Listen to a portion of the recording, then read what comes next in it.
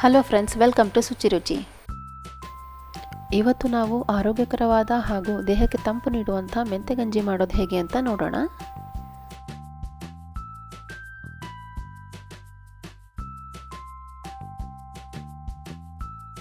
ಇದಕ್ಕೆ ಬೇಕಾಗುವಂಥ ingredients: 1 cup ಅಕ್ಕಿ,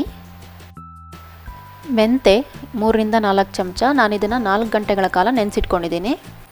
ಬೆಲ್ಲ ಅರ್ಧ ಕಪ್, ತೆಂಗಿನ ಹಾಲು, ಇದು 1 ಇಡೀ ತೆಂಗಿನಕಾಯಿನ ತುರಿದು ಹಾಲು ಮಾಡ್ಕೊಂಡಿರೋಂಥದ್ದು, ಏಲಕ್ಕಿ 4, ರುಚಿಗೆ ತಕ್ಕಷ್ಟು ಉಪ್ಪು. ಈಗ ಹೇಗೆ ಮಾಡೋದು ಅಂತ ನೋಡೋಣ. ಈಗ ಒಂದು ಪಾತ್ರೆಯಲ್ಲಿ ಅಕ್ಕಿನ ತೊಳೆದ್ಬಿಟ್ಟು ಹಾಕ್ತಾಯಿದ್ದೀನಿ. ನೆನೆಸಿಟ್ಟಿರೋ ಮೆಂತೆ ನೀರು ಸಮೇತ ಹಾಕ್ಕೋತಾ ಇದ್ದೀನಿ. 3 ಕಪ್ಪಿನಷ್ಟು ನೀರು. ಇದೀಗ ಚೆನ್ನಾಗಿ ಬೇಯಬೇಕು. ನೀವು ಇದನ್ನು ಕುಕ್ಕರಲ್ಲಿ ಕೂಡ ಬೇಯಿಸ್ಕೊಳ್ಬೋದು. ನೋಡಿ, ಇದಿವಾಗ ಚೆನ್ನಾಗಿ ಬೆಂದಿದೆ.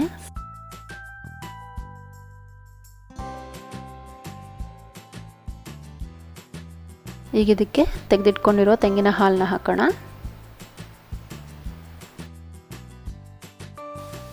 ಅರ್ಧ ಕಪ್ ಬೆಲ್ಲ.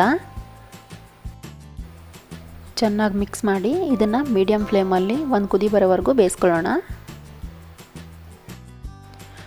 ನೋಡಿ, ಈಗ ಕುದೀತಾ ಇದೆ. ಇದಕ್ಕೆ ಸ್ವಲ್ಪ ಉಪ್ಪು ಹಾಕಿ ಮಿಕ್ಸ್ ಮಾಡ್ಕೊಳ್ಳೋಣ. ಏಲಕ್ಕಿ ಪುಡಿ, ಇದು ನಾನು 4 ಏಲಕ್ಕಿನ ಪುಡಿ ಮಾಡಿ ಇಟ್ಕೊಂಡಿರೋಂಥದ್ದು.